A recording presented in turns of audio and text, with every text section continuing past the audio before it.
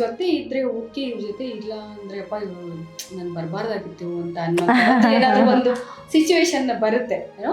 ಆ ಥಿಂಕ್ ಏನಾದ್ರು ನಿಮಗೆ ಬಂದಿತ್ತಾ ಅಂತ? ನೋ, ಇಲ್ಲ. See, I don't know, Bigg Boss ಮನೆಯೇ ಆಗಿದೆ ಅನಿಸುತ್ತೆ, ಗೊತ್ತಿಲ್ಲ ನನಗೆ. ಅಲ್ಲಿ ಕೆಲವೊಂದಕ್ಕೆ ಜಗಳಗಳು ಬರ್ತಾಯಿತ್ತು, ಮನಸ್ತಾಪನೂ ಬರ್ತಾಯಿತ್ತು, ಇಲ್ಲ ಅಂತ ನಾನು ಹೇಳ್ತಿಲ್ಲ. ಆದರೆ ಯಾಕಾದರೂ ಇಲ್ಲಿಗೆ ಬಂದನಪ್ಪ ಆ ಥರ ಅನಿಸಿಲ್ಲ ನನಗೆ. ಆ ಥರ ಖಂಡಿತ ಅನಿಸಿಲ್ಲ. ಬಿಕಾಸ್ ಅದು ಗೇಮ್ ಅಲ್ವಾ. ಸೊ ಎಲ್ಲರೂ ಗೇಮ್ ಆಡೋದಕ್ಕೆ ಬಂದಿದ್ದಾರೆ ಅನ್ನೋದನ್ನು ನಾನು ಅರ್ಥ ಮಾಡ್ಕೊಳ್ಳೋದಕ್ಕೆ ಶುರು ಮಾಡಿದೆ. ಬಟ್ ಫಸ್ಟ್ ವೀಕ್ ಹೌದು, ನನಗೆ ಕೆಲವು ಕಲಾವಿದರು ನನ್ನ ಜೊತೆಯಲ್ಲಿ ಕೆಲಸ ಮಾಡಿರೋರು, ಹೊರಗಡೆ ನಾನು ನೋಡಿರೋ ರೀತಿಗೂ ಅಲ್ಲಿ ಅವರಿದ್ದ ರೀತಿಗೂ ಎಲ್ಲ ಒಂದು ಕಡೆ ಅನಿಸ್ತು, ಏನೋ ಡಿಫ್ರೆನ್ಸ್ ಅನಿಸ್ತಿದೆಯಲ್ಲ ಏನೋ ಅಂತ ಅನಿಸ್ತು. ಬಟ್ ಆಮೇಲೆ ನಾನು ಅರ್ಥ ಮಾಡ್ಕೊಳ್ಳೋದಕ್ಕೆ ಶುರು ಮಾಡಿದೆ, ಇದು ಹೊರಗಡೆ ಜೀವನ ಅಲ್ಲ, ಹೊರಗಡೆ ಸೆಟ್ ಅಲ್ಲ, ನನ್ನ ಶೂಟಿಂಗ್ ಸ್ಪಾಟ್ ಅಲ್ಲ, ಇದು ಬಿಗ್ ಬಾಸ್ ಮನೆ. ಇಲ್ಲಿ ಗೇಮ್ ಆಡಬೇಕು, ಒಂದೊಂದು ವಾರನೂ ಅವರು ಸರ್ವೈವ್ ಆಗಬೇಕು. So survival of the fittest ಅನ್ನೋದು ಒಂದು ನಿಯಮ ಇದೆಯಲ್ಲ ಪ್ರಕೃತಿಯಲ್ಲಿ.